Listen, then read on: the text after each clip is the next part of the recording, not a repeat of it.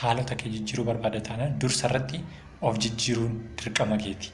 Tokkoffaa irratti namni jijjiiramuu qabu yookiin namoota kaan jijjiiruu kee dura of jijjiiruun dirqama isaa jalqabaati jechuudha. Itti aansitee haalota keessa jirtu jijjiiruun dirqamadha.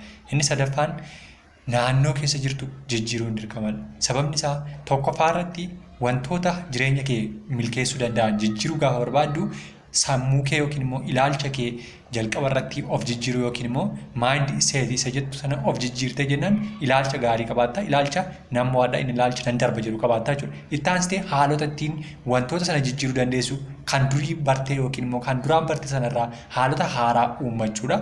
Inni sadaffaan bakka jirtu sana haala mijataa barbaadu yookiin immoo haalota hanga ta'e tokko siif mijatan keessatti wantoota jijjiiruu dandeessuu fi haalota keessa jirtu guutummaatti attituudii kee guutummaa jijjiirtee jennaan jalqaba irratti